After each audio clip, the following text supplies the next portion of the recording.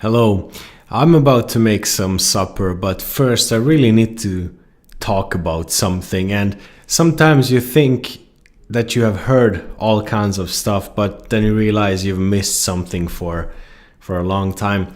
For me, it is the realization that there are so-called serious people in academia, philosophers, who actually considered newborn babies, infants, to be like empty things. And this is not something incredible in itself. I mean, people don't like people, some people don't like babies, some people don't like animals. But this is interesting because it is legitimized within academia to, for example, talk about the post-birth abortion. We're not talking about, what week is the best for abortion, whether you agree with that or not, whether you consider that a murder or not. And I'm not going to go into that, but this is actually when the baby is out of the womb. So some philosophers, for example, like Peter Singer, who is considered to be this sort of utilitarian kind of nice guy, but he's a guy that considers newborn babies, infants, to be just hollow stuff, basically. And, one should not consider them even to be a person or a human being for like 30 days, and that after some sort of a medical checkout. And another text I've read is by Michael Toonley, I think. And he wrote it back in 1972, and he argued for post-birth abortion, which is infanticide, I think it's called, which is basically a murder, because in every country, murdering someone is a crime. It doesn't matter if you're 120 years old or, 2 hours young or something. But back in the days, the technology wasn't there to sort of check out and see if a fetus is going to develop in a healthy way. Now we can do it, and also that's why post-birth abortion is such a radical, sick idea, because you don't need to do that. If something went wrong, you can do it long before. You have 9 months to do that. But then we have this sort of Malo Florence. We have this sort of relativistic ideology, like coming from Oxford, 2012. A guy and a girl published something, and they were basically saying what I'm saying right now, and they were sort of making arguments that, maybe a mother will find it so hard to adopt her child that it's better to kill it. I mean, it's really insane. And when I read the arguments in this text from 1972 or Peter Singer, it's insane, because what they are doing is basically they are within their cold calculating heads, and they make up a sort of a theory, a universe of their own. And then they sort of beg for everyone to come and prove them wrong. ISIS does that. ISIS says, women are slaves. They are worthless, And you don't really need time to waste upon proving something else. But this phenomenon of people, academics, for example, mostly male academics, and even women too, they create this sort of universe of their own, of their theories. And what this Michael Townley guy suggests is that, fetuses and newborn babies don't communicate in a way that proves that they are aware of themselves. And this is so insane because, when a baby is in the stomach and it can follow your hand with its feet or something. And when a baby is born, they communicate all the time. They scream because that's the only way they can sort of articulate anything. And then, they put their hand to their mouth to say, I want to eat. Or, you just have to realize it's not the sort of academic communication that sick academic expects. And this is basically legitimizing academics to write about the legalization of murder. We can draw a line somewhere on abortion, even if you're for or against it, and say, okay, as long as it's in the stomach, it's going bad, or something needs to be done, whatever. I think that is reasonable to have the debate there. But when the baby is out, and if the baby is healthy, this is so insane. And this is coming from people who are sort of famous within the academic world.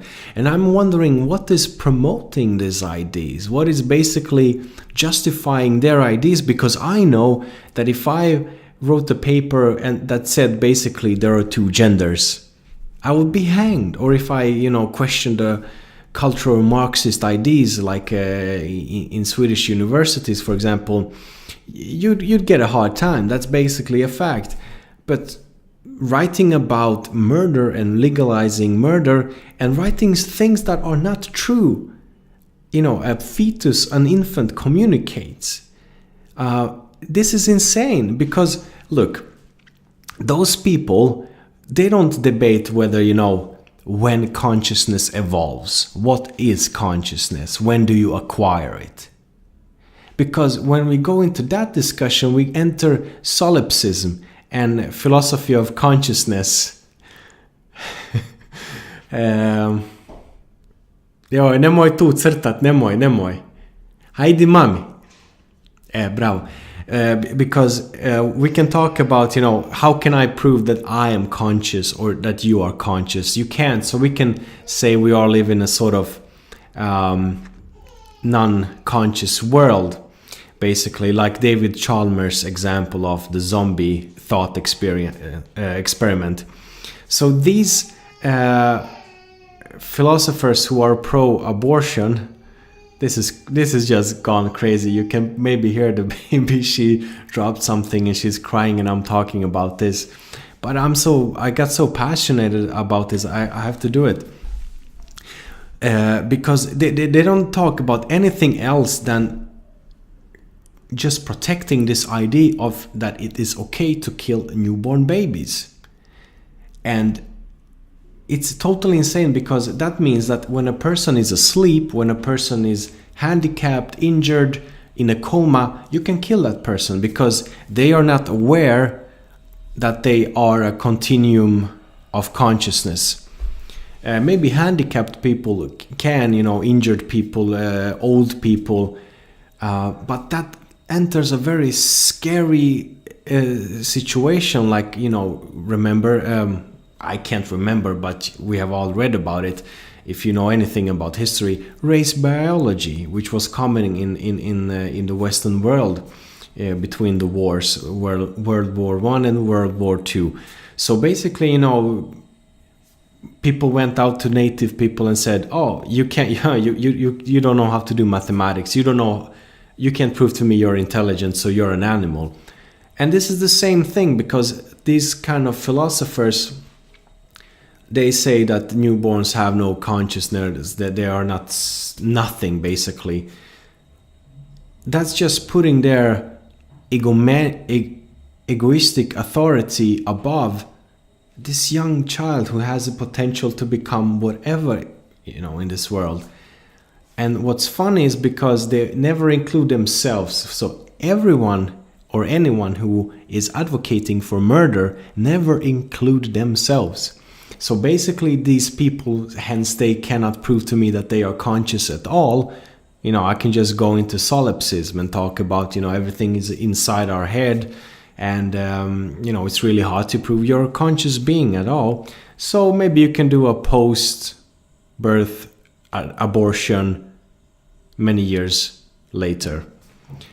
And another thing I found really horrible is that the way this is sort of embedded within an academic world of being, post-abortion, post-birth abortion, because in infanticide, killing infants just sounds very bad, and murder, which is illegal, is also very bad. But things like this are legalized just because it's an aura of sort of authority and wisdom, quasi-wisdom, really.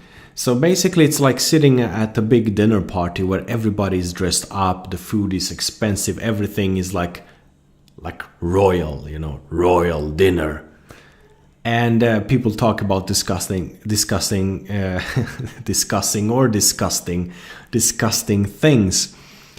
You have to just call out things for what they are. These people, these academics, call out for murder.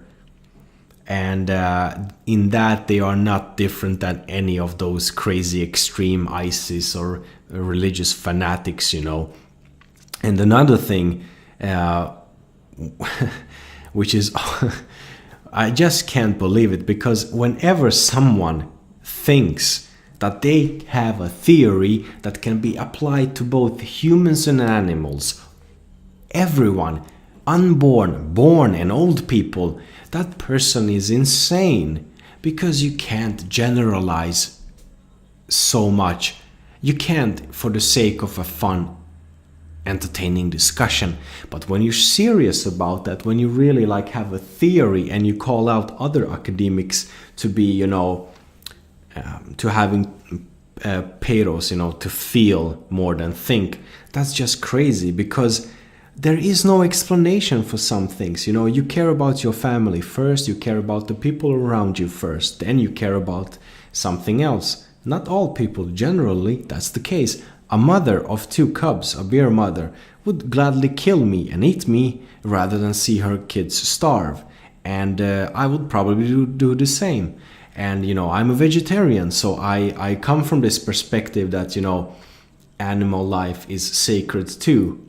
But there is to apply a philosophical theory that involves all of this just for the sake of proving that newborn babies, that infants have no consciousness or are things.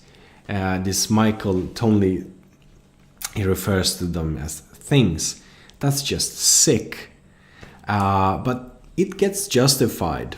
And it amazes me for what less ideas a person can be hanged in the academic world compared to this, call to crime.